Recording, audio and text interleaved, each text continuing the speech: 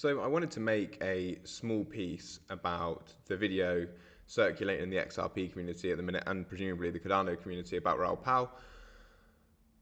I want to keep it pretty fair, like down the middle, because I would hope that you guys think I'm an averagely strong voice in the XRP community, but also I see Raoul as a friend, and I hope he sees me in the same way. He's been very good to me over the years, so I have no bad words at all to say about him, and that's not what this video is about. So, to start with, Raoul is a content creator, and he was also a great trader, and previously a successful trader as well. So we have to take those two things into consideration when he speaks. Maybe he wants to get to make content, like we all do. We all say some things online to make content, but also he was a few glasses of wine deep in his AMA. Not that this is any excuse, but what I'm trying to say is maybe what he said felt like an attack to the XRP community when maybe it wasn't meant to be like that, as he says. And I can completely empathize and agree with some of the points that he was making, and disagree with some too. Very provably, the momentum trade has been the best trade this cycle, for sure, so far.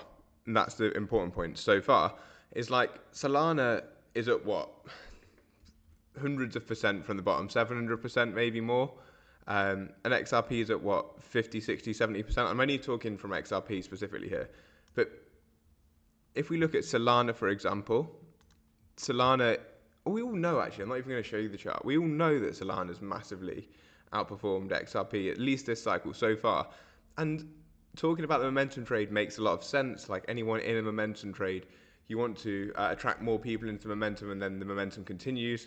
That's how cryptos work in general. It's a movement of attention, and that's why I've got the Tron chart up. But there's two reasons I wanted to talk about Tron. But one of the reasons is because, for example, now Tron meme coins are popping off. So then Tron's network goes up higher, and then it's like a self-perpetuating cycle. More people come to Tron price goes up, etc.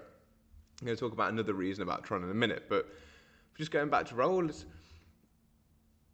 he says that XRP and Cardano are quite like a cult, and I agree. In a lot of ways, they are. But that happens when you get your backs against the wall, and a lot of the crypto community, for example, don't like XRP and don't like people who talk about XRP. So you always have to be culty, and as Raoul talks about, we all are here to protect our own networks. That's why Michael Saylor shields Bitcoin and says it's the only crypto that is ever going to exist, and there is no second best, for example. We are kind of like that. We're like sports teams. But to say we're a cult,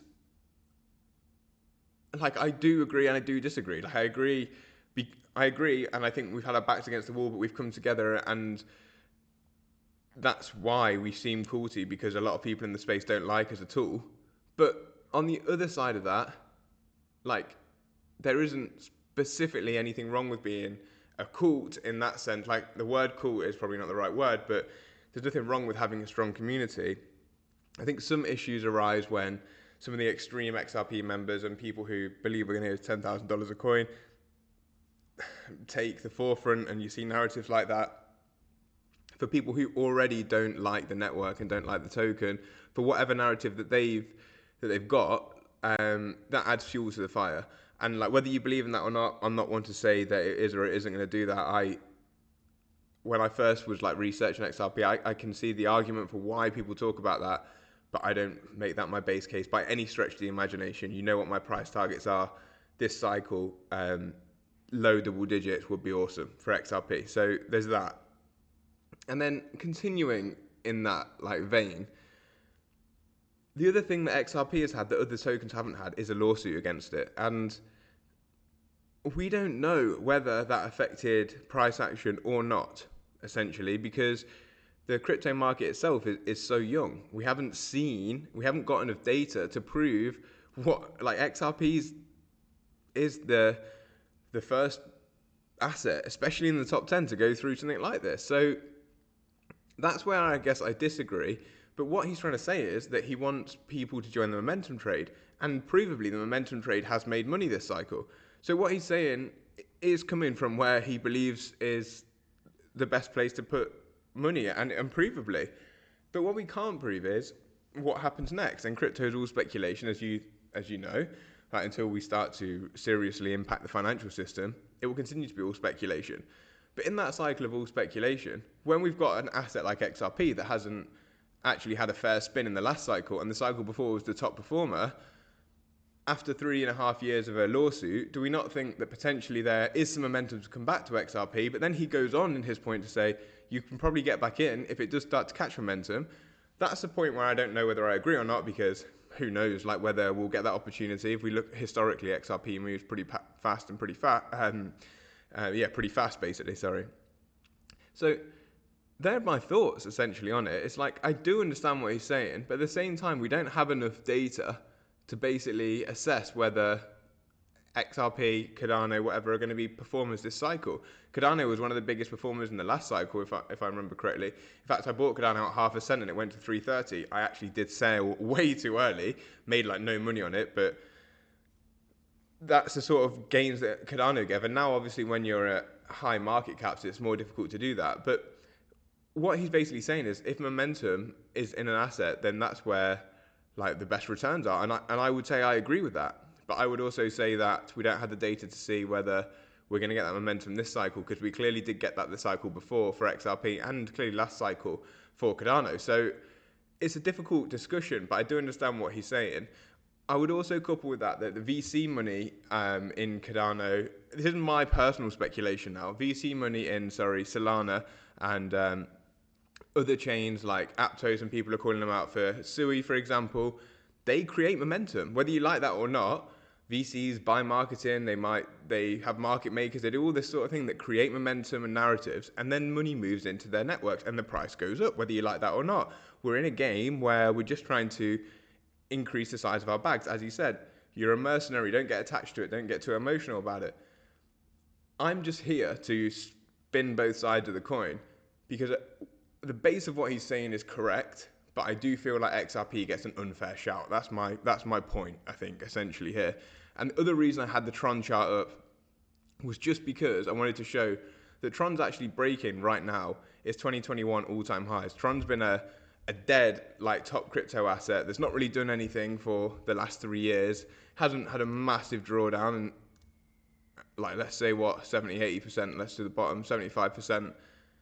Similar to XRP in that sense. It's not done anything, but now Tron's breaking out to all-time highs, and they're from the same sort of era, in my opinion. Not like they're not, obviously, because Ripple was like I think the second blockchain to be created, or one of the top two, or one of the like first few. But they exploded at the same time, like came onto the scene really at the same time. As far as I understand, obviously I wasn't here in 2015, but the 2017 cycle was when Tron was really introduced, and then obviously XRP had its move in that cycle. So I would suggest that this is telling us that it's possible for top 10 assets like your XRP, like your Cardano, to catch fire this cycle. And to be honest, I don't know too much about Cardano, but I do know some people in the Cardano ecosystem, and they're probably some of the smartest people I've ever spoken to. Whether that means we're going to make any money or not, and whether that means that we're in the right place in crypto, again, is another question for another day, really. Like, we talk about this all the time. That's what this whole debate is on social media. If we all knew, everyone on social media knew exactly which token was going to make the most returns, everyone would just buy that token. And I think that's kind of what Raoul's suggesting here. Like, if everyone buys the momentum trade, but then it's kind of like everyone just jumping on a meme coin, and then like the last one in is going to get wrecked. So we haven't seen what happens when crypto turns from speculation to utility. Does that affect anything? Does it affect things positively or negatively? We don't also know the answer to that in terms of XRP or Solana or any other asset. But the premise of what he's saying isn't wrong, in my opinion. Momentum trade clearly has had the best returns. But the part that is hard and wrong, and like I didn't say that wrong, but like the part that is hard for me to listen to is that we're a cult, because I think XRP community get a bad shout because people are obviously passionate about the asset. The asset hasn't really moved. There are a lot of narratives out there, but the upside potential is, in my opinion, large. Whether you agree with that or not, is it from an emotional perspective or is it from a technical perspective? Because technically there's a big upside potential if we look at the charts, and also from a fundamental perspective too. Like, how do we know what partnerships, for example, the Ripple might have drawn up during this lawsuit, will they affect the price of XRP? We don't know all these things, but we're about to find out in the next 6 months to a year. What Raoul Pal is trying to say here is, don't be caught trying to find out and you don't know whether that's going to make the price appreciate when momentum clearly does. And I think that's a fair argument, but that's why we all have our own choice, and that's why we all put our tokens in different positions and into different assets. So I hope that makes sense. I feel like I've just given my opinion there. I've tried to be completely neutral. Actually, I've not even tried to do anything. I've just tried to be honest. Because I do think that what he's saying is right, but then I also think that some of what he's saying is wrong. In terms of, I really don't believe in a lot of aspects that we are a cult. Yes, there's some culty people and some of them shout loud, but a lot of the people, and they reply on my posts and get pissed off with me and all this sort of stuff, but so do they in every single post that I make about anything. So there's always a few people that are not great, but then that's just society, like in my opinion. So yeah, don't give him such a hard time. He's given his opinion. He gives you a lot of information for free. And you don't have to agree with everything that he says. That's the final thing, I guess. But yeah, peace up, 8 time down, as Crypto Insight UK would say.